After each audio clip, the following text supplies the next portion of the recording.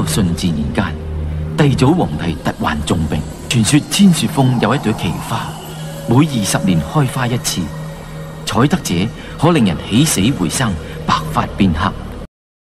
Film dimulai di sebuah pegunungan Sinpung dengan 4 orang abdi kerajaan yang tengah mencari sebuah bunga yang konon kabarnya bisa menyembuhkan, meremajakan, serta menghidupkan kembali orang yang sedang sekarat. Akan tetapi, terlihat seseorang yang sedang duduk bermeditasi di atas bunga tersebut. Sang pria yang dipanggil dengan nama Cho terlihat tidak begitu menyenangi kehadiran mereka. Hingga dengan halus, dia menyuruh abdi kerajaan untuk segera pergi dari tempat tersebut. Akan tetapi, karena misi yang mereka emban, pada akhirnya mereka harus bertarung untuk mendapatkan bunga tersebut.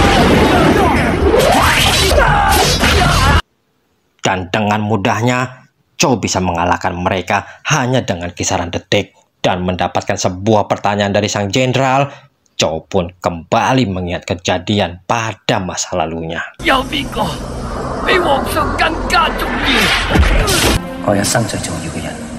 Dan inilah alur film Si Buta dari Gua Hantu. Loh. No! No!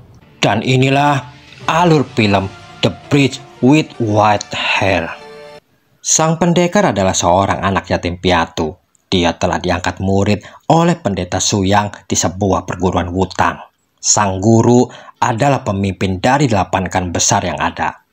Dan dia telah menanamkan sejak kecil, kecuali dari 8 klan yang ada, klan yang lainnya jahat semua. Tapi sang pendekar, kita panggil saja I Hang, memiliki hati yang lembut hingga dia menganggap semua orang adalah sama, semua baik menurut versinya. I Hang kecil sudah diajari dengan keras oleh sang guru, karena sang guru melihat bakat yang besar di dalam dirinya dan dia memiliki harapan yang sangat besar kepadanya di kemudian hari. I Hang selain cerdas dan kuat, dia pun memiliki ketakutan-ketakutan di dalam dirinya sejak kecil, yaitu petir dan... Hingga di malam itu, dia melihat sebuah pemandangan yang nantinya akan menjadi sesuatu yang besar di hidupnya.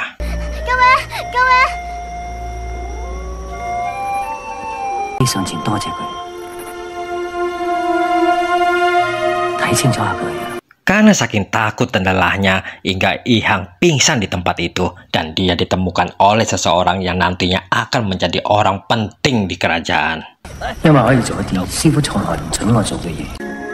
Sang guru mempunyai seorang adik yang bernama Pai Yun.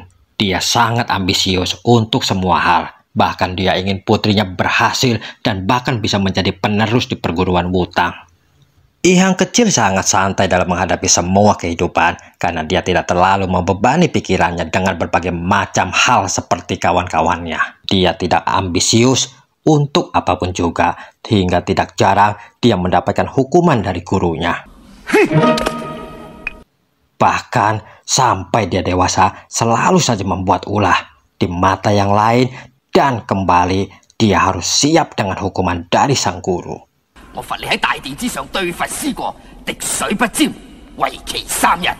Tapi entah kenapa di tengah kelakuan I Hang yang selengean selalu ada saja orang yang menyukainya. Bahkan anak guru Pai, kita sebut saja dengan Suhe, sejak kecil sudah menyukai I Hang. Bahkan dia telah memberikan pusaka giok keluarganya untuk I Hang dan berharap I Hang tidak akan berulah lagi. Terlihat di sebuah tempat, seorang pria yang mengatasnamakan negara sedang memberikan instruksi kepada anak buahnya. Dan beberapa orang yang tampak habis mencuri persediaan militer mulai membagikan hasil curiannya kepada para penduduk yang sedang kelaparan. Hingga derap langkah kaki kuda membuyarkan kebahagiaan mereka dan...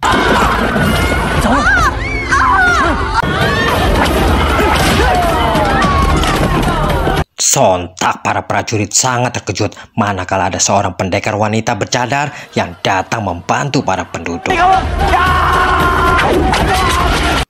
Tampak I Hang yang tidur dengan santainya di sebuah pohon di pinggiran hutan dan tidak berapa lama terlihat 2 orang yang tadi melarikan diri di tempat itu.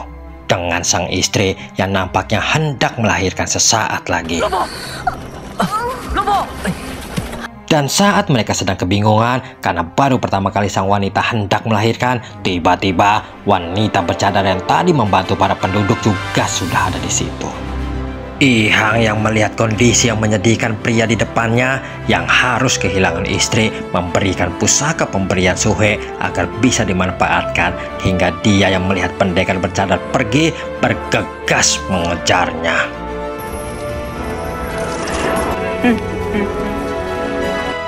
Tampak sang wanita yang kita sebut saja dengan Nisa yang sedang mandi. Dan dia telah mengetahui kalau ada yang sedang memperhatikannya. Sontak saja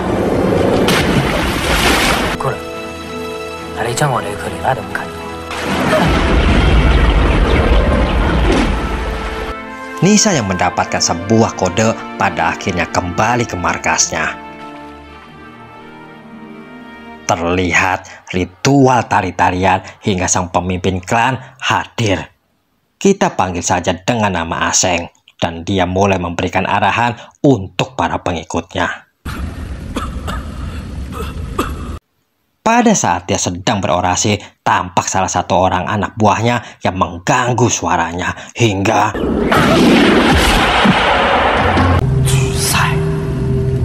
dan tujuan utamanya adalah memusnahkan 8 klan terbesar. Keanehan dari fisik Aseng ini adalah dia memiliki saudara kembar yang tepat menempel di belakang punggungnya.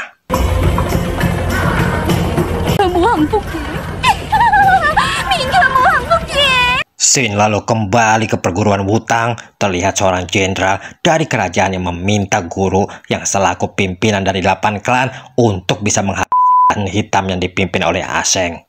Dikarenakan pengaruhnya yang sudah meluas dengan segala macam kelakuannya yang sudah meresahkan. Hingga disepakati kalau 8 klan akan menyerang klan hitam dengan Ihang sebagai pimpinannya. Walaupun di awal terjadi perdebatan siapa yang layak memimpin, hingga Ihang pun tidak punya pilihan selain menerima titah sang guru. Singkat cerita, utusan dari 8 klan yang dikirim untuk meratakan klan hitam tampak sedang diskusi, terkecuali Ihang, sang ketua yang tidak ada di situ. Hingga Ihang yang tiba-tiba datang dan sedikit mengeluarkan unek-uneknya, hingga pada malam harinya mereka tampak diserang oleh klan hitam yang sudah mengetahui pergerakannya mereka.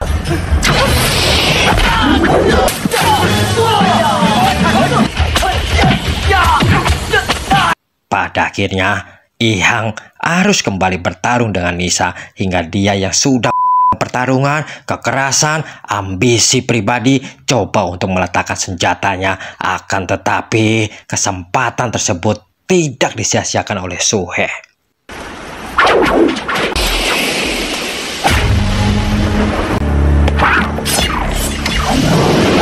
Hingga kejadian tersebut dilaporkan Suhe kepada guru besarnya, dan sang guru telah memerintahkan para murid agar bisa membawa Ihang kepadanya dan agar Ihang bisa menjelaskan apa yang sebenarnya terjadi.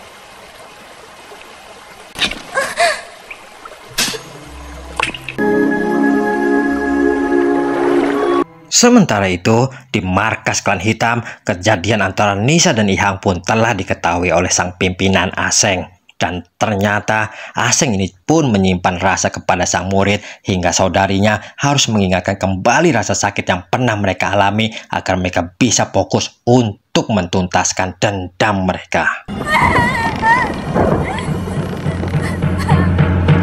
Kita kembali ke Ihang dan Nisa. Nampak mereka semakin dekat, hingga Ihang pun berjanji akan membawakan sebuah bunga yang mekar setiap 2 dekade apabila Nisa tua dan mulai berubah rambutnya. Dan pada akhirnya Nisa yang sudah menemukan jalan hidupnya pada akhirnya berniat mundur dan pergi dari perguruan klan hitam. Akan tetapi persyaratannya sangatlah berat dan Nisa harus bisa melewatinya.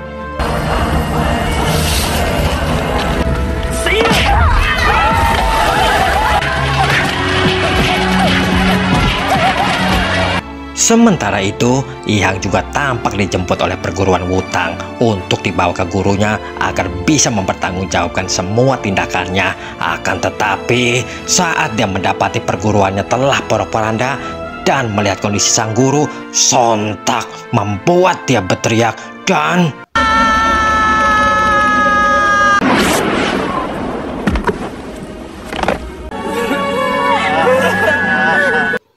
hingga terdengar suara Icang yang telah memanggil namanya, dan betapa sangat terkejutnya dan sakit hatinya mendengar yang telah melakukan semua itu adalah sang gadis serigala alias Nisa. Dan tidak lama berselang, Nisa pun datang. Sontak membuat semuanya marah hingga terjadi perkelahian di antara mereka. Tentu saja Ihang yang tidak menginginkan terjadi pertumpahan darah kembali langsung menghentikan pertarungan dan mulai bertanya kenapa terhadap Nisa. Tapi saudara-saudaranya sudah terlanjur marah hingga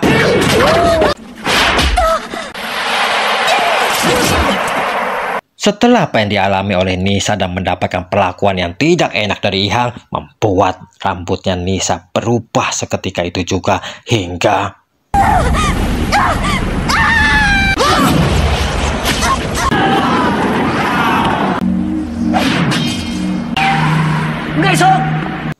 dan pada akhirnya Ihang menyadari kalau yang melakukan semuanya itu bukanlah Nisa, tapi melainkan Aseng, sang kembar gancet, hingga pertarungan pun terjadi. Tapi karena Ihang yang sudah sangat lelah ditambah emosinya yang sedang turun, dia harus menerima.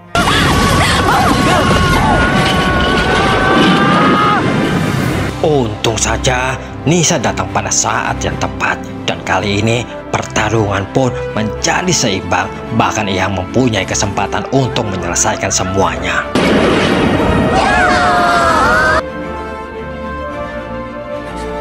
Dan film pun tamat. Pesan yang bisa kita ambil dari film ini, jangan pernah mengkhianati kepercayaan yang sudah diberikan. Sekali kau melanggar kepercayaan itu, maka semua akan menghilang. Mungkin dia akan memaafkan, akan tetapi tetaplah tidak akan sama. Sehingga saya harus berkata, Jamik.